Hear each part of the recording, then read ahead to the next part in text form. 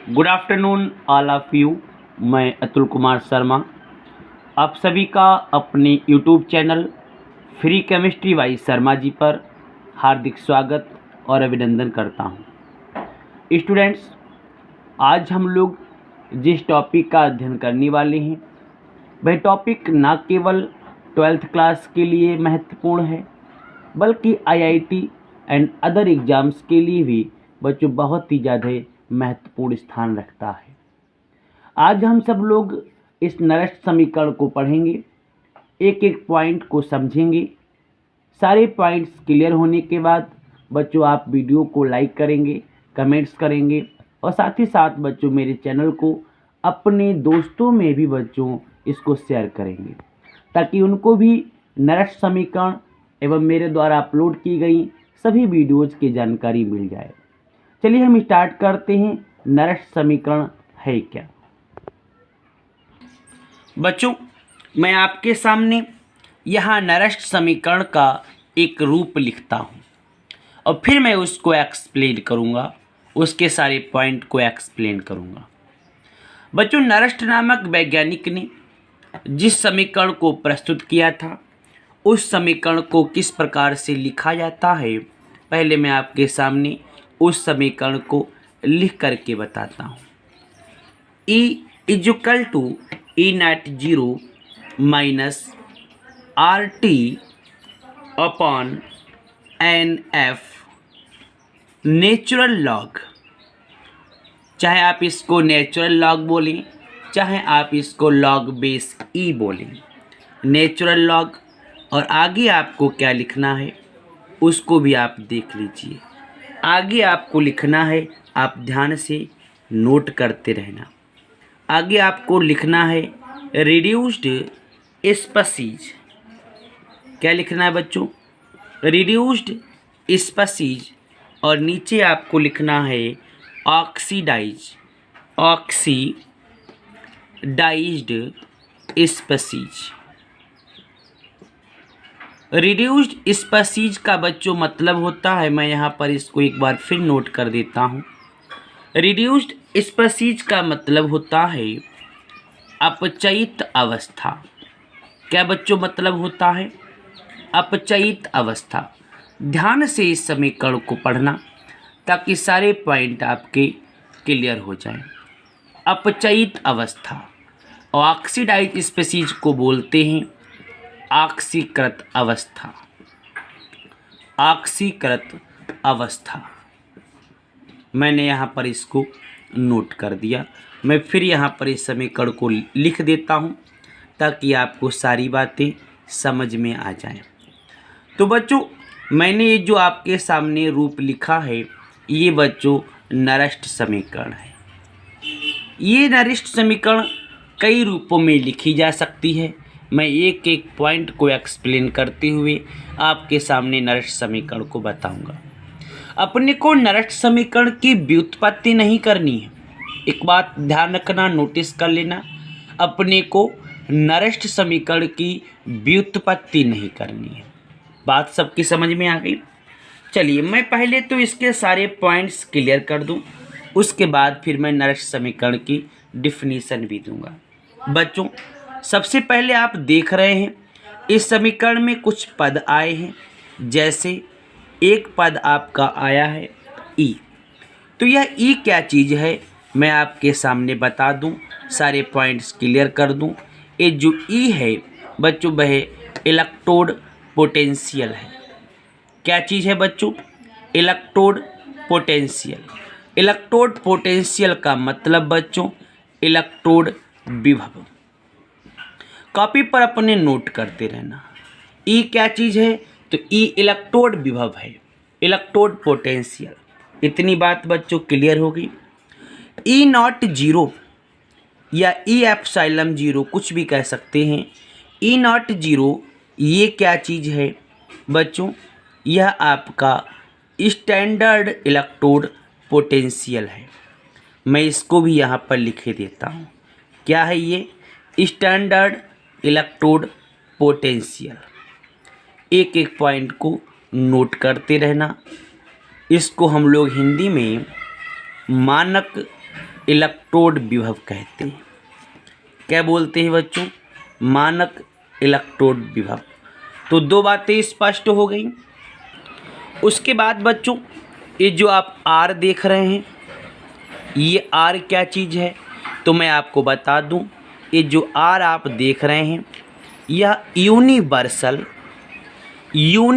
ध्यान रखना, यूनिवर्सल का मतलब होता है, यूनिवर्सल का मतलब होता है सर्वात्रिक, सभी जगह व्याप्त, सर्वात्रिक यूनिवर्सल गैस कांस्टेंट।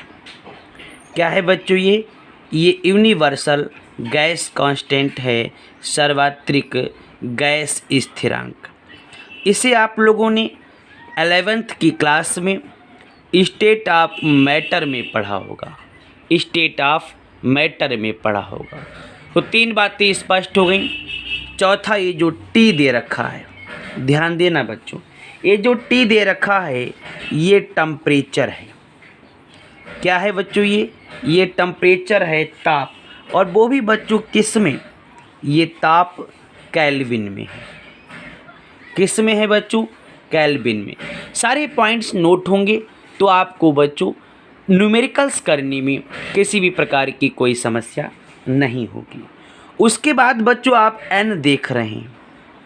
अब ये एन क्या चीज़ है, इसको आपको ध्यान रखना है। जब भी बच्चों कोई अभिक्रिया हो रही होगी, जैसे यहाँ पर लिखा है अपचयित अवस्था और दूसरा बच्चों ऑक्सीकृत अवस्था, ये दो अवस्थाएं लिखी हुई हैं। इसका मतलब इलेक्ट्रॉन का एक्सचेंज होगा। इलेक्ट्रॉन लिए भी जा सकते हैं और इलेक्ट्रॉन दिए भी जा सकते हैं। ध्यान रखना बच्चों, अपचयित अवस्था और ऑक्सीकृत अवस्था ये तभी प्राप्त होंगी जब इलेक्ट्रॉनों को या तो लिया जाएगा अथवा दिया जाएगा। यानी ये जो आप एन देख रहे हैं ये बच्चों नंबर ऑफ इलेक्ट्रॉन्स है। क्या है बच्चों? ये नंबर ऑफ इलेक्ट्रॉन्स है। आप सभी को सारी बातें स्पष्ट हो रही होंगी। इलेक्ट्रॉन की संख्या मैंने यहाँ पर नोट कर दिया है बच्चों। एन क्या चीज़ है? एन इलेक्ट्रॉन्स की संख्या है। तो देखिए हमने कई बातों को समझ लिया। चलिए हम लोग इसके अलावा कुछ अन्य बातों को देखते हैं। अन्य बातें कैसे? जैसे बाकी सारी बातें मैंने स्पष्ट कर दी हैं। अब बात आती है कि इस समीकरण में एफ़ का भी जिक्र हुआ है। तो बच्चों यह एफ़ क्या चीज़ है? तो आप ध्यान रखना, ये जो एफ़ आप देख रहे हैं बच्चों, यह एक फैराडे नियतांक है। क्या है बच्चों? यह एक फैराडे नियतांक है। और इस फैराडे नियतांक का जो मान है बच्चों वह 96,500 कूलाम्ब होता है। कूलाम्ब प्रति मोल भी आप लिख सकते हैं। क्या लिख सकते हैं? कूलाम्ब प्रति मोल भी आप लिख सकते हैं। इतनी बात समझ में आ गई। तो फैराडे नियतांक यानी एफ क्या चीज़ है? एफ फैराडे नियतांक है, जिसका मान आपने देखा, मैंने आपके सामने लिखा 9600 यानी 96,000, सॉरी आप इसको कैसे बोलेंगे? 96,500, 96,500 कूलाम्ब प्रति मोल। क्लियर हो गई। इसी प्रकार ये जो आप आर देख रहे हैं, आर का भी बच्चों मान होता है। आप आर के मान को भी ध्यान रखना। क्या मान है? 8.314, 8.314 जूल प्रति केल्विन प्रति मोल, जूल प्रति केल्विन प्रति मोल। तो देखिए बच्चों, मैंने आपके सामने सबसे पहले नरश समीकरण को रखा और नरश समीकरण की सारे जितने भी पॉइंट्स थे उन सभी पॉइंट्स को मैंने एक्सप्लेन कर दिया। आपको ध्यान रखना है टेम्परेचर किस में लेना है? केल्विन में लेना है। एन क्या चीज़ है? नंबर ऑफ इलेक्ट्रॉन्स, इलेक्ट्रॉन्स की संख्या है। एफ क्या चीज़ है? फैराडे नियतांक है, जिसका मान 96,500 कूलाम्ब प्रति मोल होता है। इसी प्रकार आर का मान भी निश्चित है। कितना है? 8.314 जूल प्रति केल्विन प्रति मोल। तो यहाँ तक सारी बातें समझ में आ गई होंगी। तो आप कमेंट्स बॉक्स में मुझे ज़रूर बताएं। नरश समीकरण के जितने भी पॉइंट्स मैंने थे अभी तक सारे एक्सप्लेन कर दिए। अब मैं आगे बच्चों इसको बताता हूँ। अब बच्चों बात आती है कि नरस्ट समीकरण के बाद हम लोग अगर इसकी परिभाषा देना चाहें या हमसे कोई पूछता है कि नरस्ट समीकरण की परिभाषा क्या है, तो हम लोग इसकी परिभाषा क्या देंगे। चलिए हम लोग इसकी परिभाषा की बात करते हैं। बच्चों, ये जो आप इलेक्ट्रोड विभव देख रहे हैं, ये आप जो इलेक्ट्रोड विभव देख रहे हैं, इसको हम लोग क्या कहते हैं, इलेक्ट्रोड विभव कहते हैं।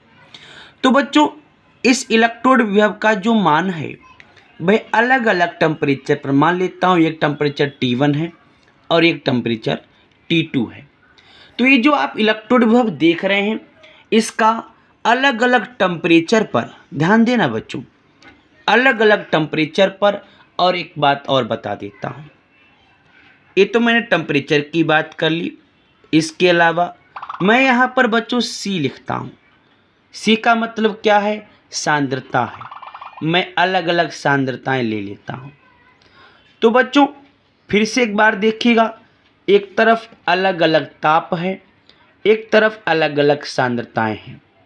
तो मैं आपको बता दूं, किसी भी इलेक्ट्रोड का जो इलेक्ट्रोड विभव है उसका अलग अलग टेम्परेचर और अलग अलग सांद्रताओं पर मान ज्ञात करने के लिए, फिर से एक बार सुन लीजिएगा, किसी भी सेल के इलेक्ट्रोड विभव का मान अलग अलग टेम्परेचर और अलग अलग सांद्रताओं पर ज्ञात करने के लिए जिस समीकरण का प्रयोग किया जाता है उसको हम लोग नरस्ट समीकरण कहते हैं। आई होप आपको बात समझ में आ गई होगी। अर्थात इलेक्ट्रोड, और छोटी परिभाषा कर लीजिए, इलेक्ट्रोड विभव का मान अलग अलग टेम्परेचर और अलग अलग सांद्रताओं पर ज्ञात करने के लिए, चाहे आप अलग अलग टेम्परेचर की बात करें, चाहे आप अलग अलग सांद्रताओं की बात करें, तो इलेक्ट्रोड विभव का मान अलग अलग टेम्परेचर या अलग अलग सांद्रताओं पर ज्ञात करने के लिए हम लोग जिस समीकरण का प्रयोग करते हैं उस समीकरण को नरस्ट समीकरण कहते हैं। क्लियर हो गई बात। एक तरीके से हम लोग इसको और भी एक्सप्लेन कर सकते हैं। वो तरीका क्या होगा बच्चों, ध्यान से सुनिएगा, क्या तरीका हो सकता है।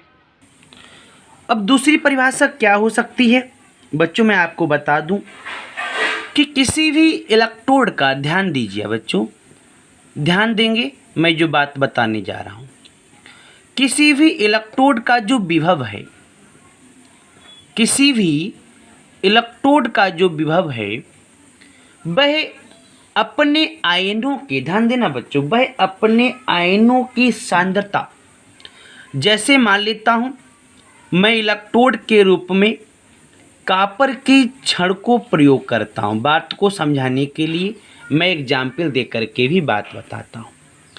किसी भी इलेक्ट्रोड का विभव उसके आयनों की सांद्रता, उसके आयनों की सांद्रता और ताप पर निर्भर करता है। ध्यान देना बच्चों, किसी भी इलेक्ट्रोड का जो विभव है वह उसके आयनों की सांद्रता और ताप पर निर्भर करता है। मान लेता हूँ हमारे पास छड़ काहे की है, कॉपर की है, जो किस रूप में कार्य कर रही है, इलेक्ट्रोड के रूप में कार्य कर रही है।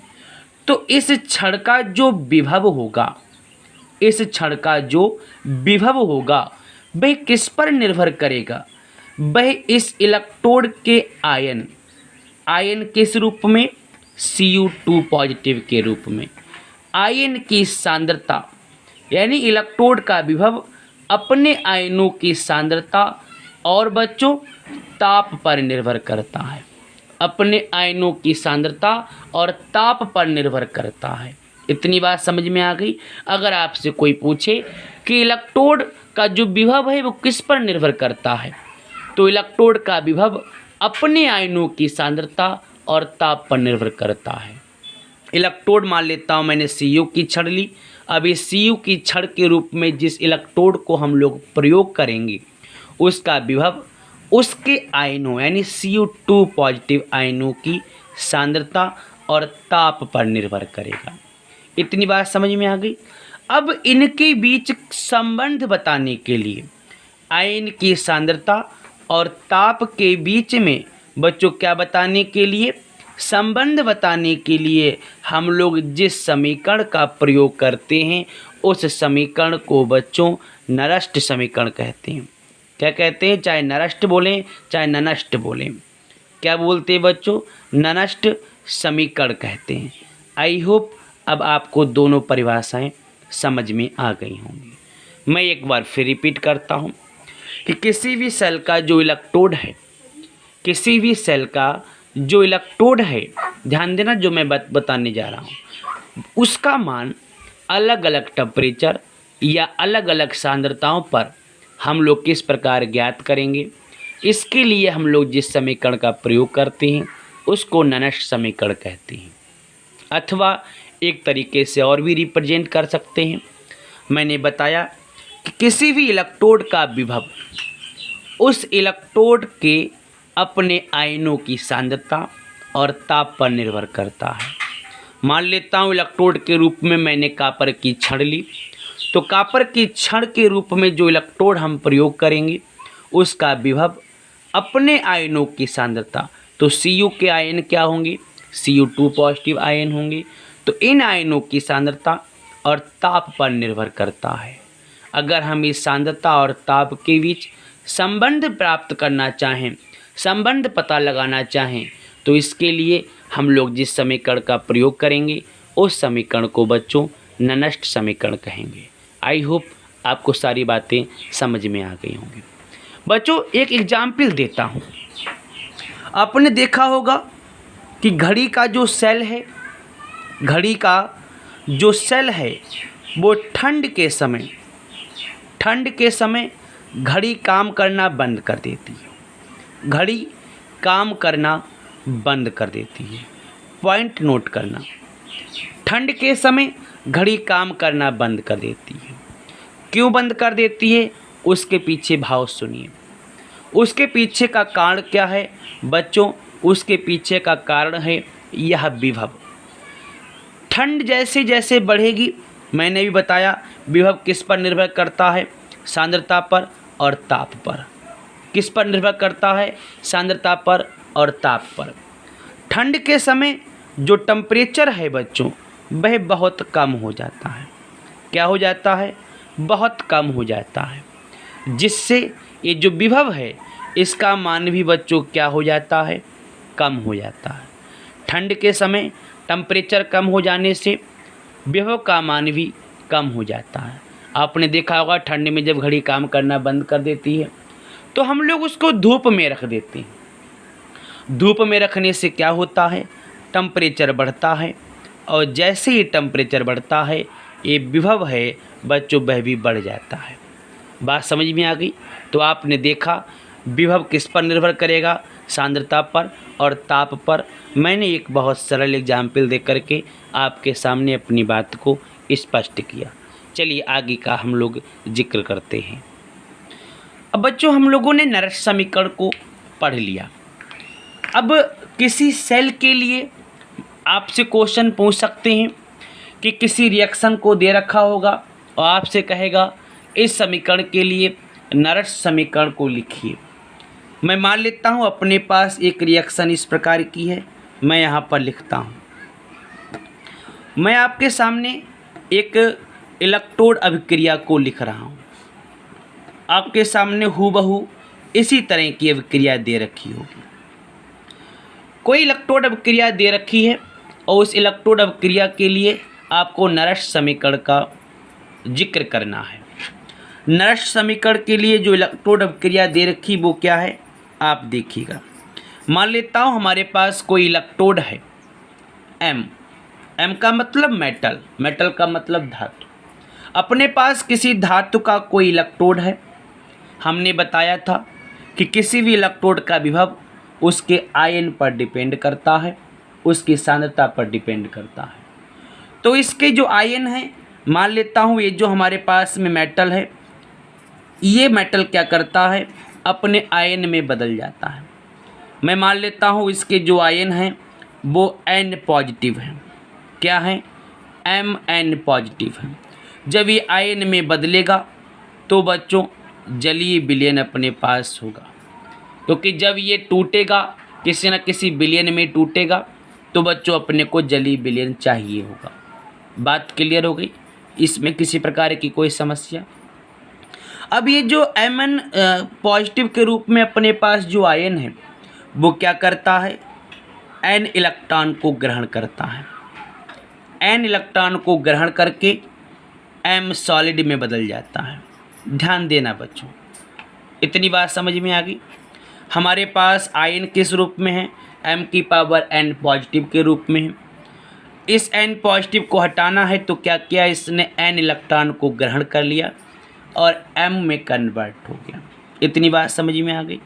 तो ये जो MS की अवस्था आप देख रहे हैं, ये अवस्था आप देख रहे हैं, यहाँ पर दो अवस्थाएं हैं, एक ये वाली अवस्था और एक बच्चों ये वाली अवस्था। इतनी बात सबकी समझ में आ गई। हम लोगों ने नरश समीकरण में क्या देखा है, एक तो अपचयित अवस्था देखी है, दूसरी ऑक्सीडाइज अवस्था देखी है। एक कौन सी, अपचयित अवस्था, दूसरी कौन सी, ऑक्सीडाइज अवस्था। तो बच्चों ये जो आपको यहाँ पर अवस्था प्राप्त होती है वह आपकी कहलाती है रिड्यूस्ड अवस्था। क्या कहलाती है बच्चों, वह कहलाती है रिड्यूस्ड स्पीसीज या रिड्यूस्ड अवस्था, अर्थात अपचयित अवस्था कहलाती है।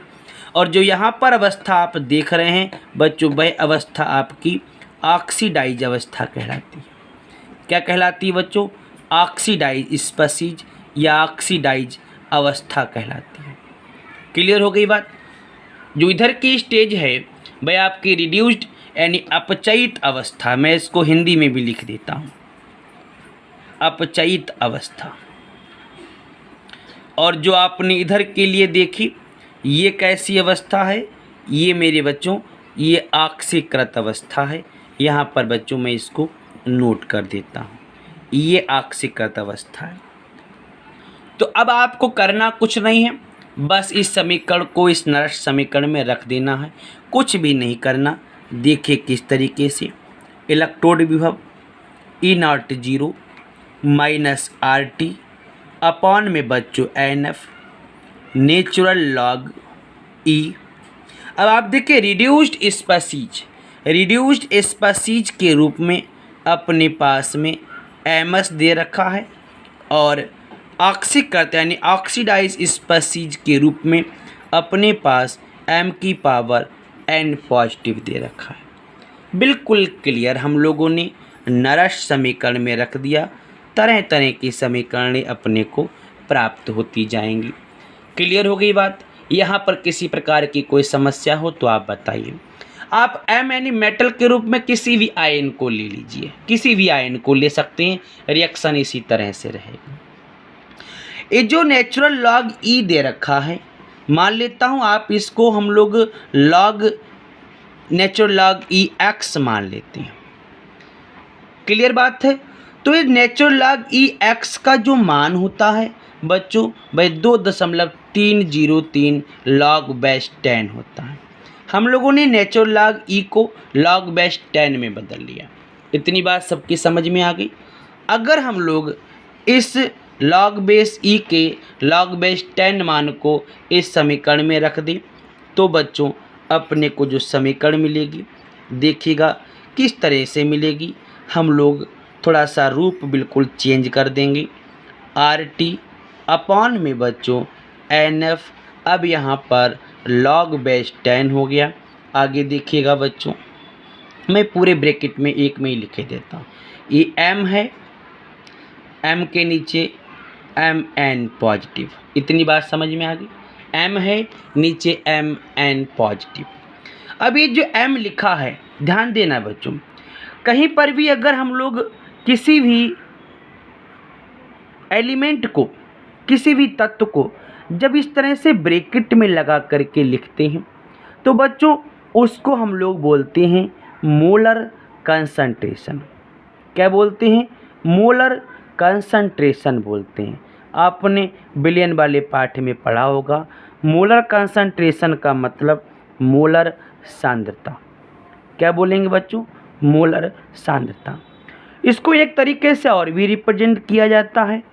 इसको बच्चों अगर ब्रैकेट में लिखा है तो उसको हम लोग एक्टिव मास कहते हैं, अर्थात सक्रिय द्रव्यमान कहते हैं। एक्टिव मास का मतलब बच्चों सक्रिय द्रव्यमान कहते हैं। और मैं आपको बता दूं, आपकी जानकारी के लिए मैं सारे पॉइंट बता दूं कि किसी भी मेटल का, ध्यान देना बच्चों, किसी भी मेटल का जो एक्टिव मास है, जो सक्रिय द्रव्यमान है बच्चों, वह 1 होता है। कितना होता है? 1 होता है। यानी जो आपका E है, सॉरी M है बच्चों, वह कितना होगा? 1 होगा। इतनी बात समझ में आ गई? यहाँ तक किसी कोई समस्या हो तो आप मुझे बताइए। तो M बराबर कितना होगा बच्चों? M बराबर 1 होगा। अब इस M बराबर 1 के मान को मैं इस समीकरण में रख देता हूँ। मैं मान लेता हूँ ये समीकरण नंबर 1 है। मैं इस मान को इस समीकरण में रख देता हूँ। जब इस मान को आप समीकरण में रखेंगे तो आपको क्या प्राप्त होने वाला है? E=E0 माइनस 2.303 RT अपॉन में बच्चों NF log बेस 10, फिर 1 अपॉन ब्रैकेट में आपको MN पॉजिटिव मिलेगा। यही तो बच्चों आपको मिलेगा। क्लियर बात हो गई? हमने आपको बताया था टेम्परेचर केल्विन में लेते हैं। मैं यहाँ पर टेम्परेचर को 298 केल्विन लूँगा। कितना लेंगे? 298 केल्विन। आर का मान बच्चों आपको पता ही होना चाहिए, मैं आपको पहले ही बता चुका हूँ, 8.314। आगे बच्चों क्या इकाई होगी? जूल प्रति केल्विन प्रति मोल, यही तो इकाई है। अब बात आती है बच्चों F के मान की। तो F का मान भी 96,500 कूलाम प्रति मोल होता है। कूलाम प्रति मोल होता है। चलिए हम इन मान को इन समीकरणों में रख लेते हैं। जब हम लोग इन मानों को इस समीकरण में रखेंगे तो देखिए बच्चों क्या अपने को प्राप्त होने वाला है। मल्टीप्लाई करेंगे 8.314, T का मान 298 अपॉन में बच्चों NF का मान 96,500 और इधर बच्चों log बेस 10 1 अपॉन ब्रैकेट में MN पॉजिटिव। इतनी बात क्लियर हो गई। चलिए आगे इसको सॉल्व करते हैं। आगे सॉल्व करने पर बच्चों क्या होने वाला है उसको देखिए। E=E0, आगे हम लोग माइनस का साइन लगाएंगे। बच्चों जब हम लोग इस पोर्शन को कम्प्लीटली हल करेंगे, नीचे तो मैं n लिखता हूँ, जब ऊपर कम्प्लीटली हल करेंगे तो अपने को 0.059 प्राप्त होगा। कितना बच्चों प्राप्त होगा? 0.059 प्राप्त होगा। आगे देखिएगा बच्चों log base 10 1 upon MN positive. ये बच्चों अपने को एक और समीकरण प्राप्त हुई। ये आपकी नरस्त समीकरण है। कौन सी समीकरण है बच्चों?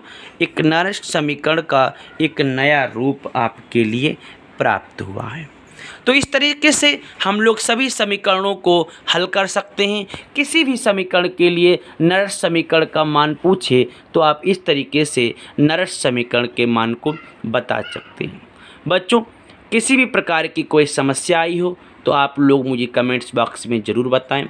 मैंने आपके सामने एक बहुत ही इम्पॉर्टेंट रिएक्शन नरस्त समीकरण को लिख करके रखा है।